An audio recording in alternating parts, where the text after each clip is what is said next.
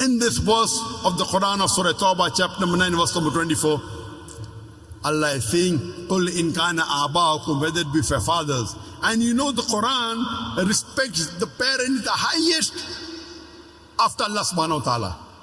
Allah says in the Quran in Surah Isra, chapter number 17, verse number 23 and 24, we have ordained for you that you worship but one Allah, and that you be kind to your parents. So after Allah comes the parents. That you be kind to your parents, and if one of them or both of them reach old age, do not say a word of contempt. Don't say off to them. That means one or both of your parents reach old age, whatever they say, you cannot retaliate. You can't even say off to them. So much you have to respect them. Don't say off to them, but rather address them with honor. Lower to them your wing of humility and pray to thy Lord that bless them as they cherished me in childhood. According to the verse of the Quran, respecting the parents is of utmost importance. After worshipping Allah, come respecting your parents. Allah says in Surah Nisa, chapter 4, verse number 135, Ya ayyuhalladhina amanu, O you believe, stand out for justice as witness to the truth of Allah subhanahu wa ta'ala, even if it be against yourself, against your parents, against your relatives, rich or poor. When it comes for standing for justice in supporting Allah, you have to stand out for justice even if it against yourself, against your parents, mother or father, against your relatives, whether it be your son, whether it be your brothers, whether it be your spouses, whether it be rich or poor. Allah protects all. So here Allah is telling us that you love your parents, yes, but when it comes to justice, even if it goes against yourself, against your parents, against your relatives, you have to stand out for justice that's true to Allah subhanahu wa ta'ala. And Allah is repeating the same thing. قُلْ إِنْ كَانَ أَبَاؤُكُمْ وَأَبْنَاؤُكُمْ وَإِخْوَانُكُمْ وَأَزْوَاجُكُمْ وَعَشِيرَتُكُمْ.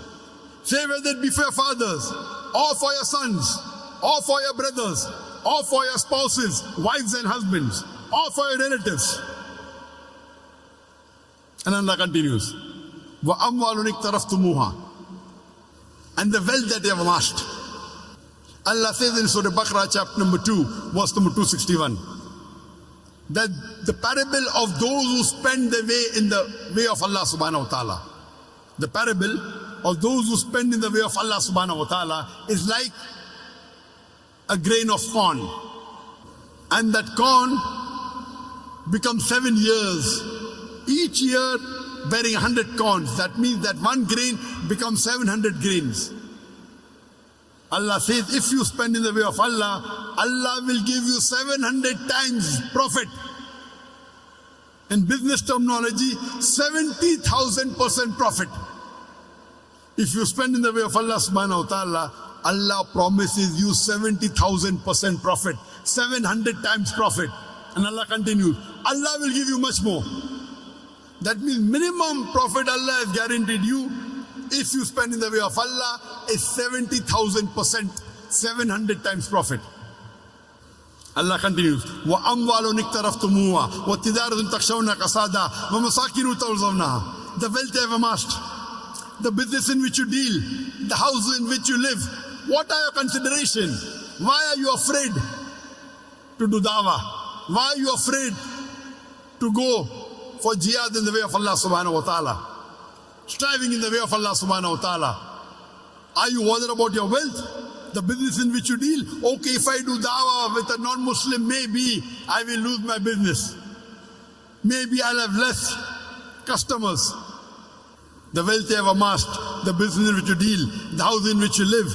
Are you afraid that if you do dawah, strive and struggle in the way of Allah subhanahu wa ta'ala, whether it be striving physically, whether it be striving for dawah, whether it be striving to explain the Quran, are you afraid of your fathers,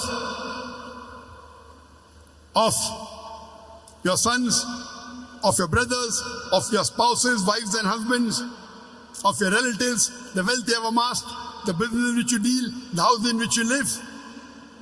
And Allah continues, Ahabba ilaykum min Allahi wa rasuli wa jihadin fi sabili. If you love all these 8 things more than Allah, more than His Rasul, and doing jihad in the way of Allah subhanahu wa ta'ala and striving in the way of Allah subhanahu wa ta'ala. Allah says, fatarabbasu, wait. When Allah says wait, what does He mean? He's giving you a warning. For example, in the school, there is a bully who bullies a junior student. And the junior student tells that big bully who is a senior student, wait till I get my elder brother. And his elder brother happens to be a big gangster. So when the junior student is telling the senior student, wait, he's actually giving him a warning, you buzz off. You get out, otherwise you'll be taught a lesson. When the junior student tells the senior student, wait, he's telling him, wait till I teach you a lesson. That means you better run off. So when Allah says, fatarabbasu, Allah is telling us Muslims, you better improve. fatarabbasu hatta ya'ti Allah bi amri, until Allah brings about His decision unto you. Wait, otherwise Allah will bring upon destruction unto you. Wallahu la yahdil qawmul fasiqin, and Allah guides not the fasik people, the perverted transgressors, the rebellious people. So Allah is giving a warning in verse number 24, Surah Tawbah, to all the Muslims that you should love Allah and His Messenger and doing jihad in the way of Allah subhanahu wa ta'ala more than anything else.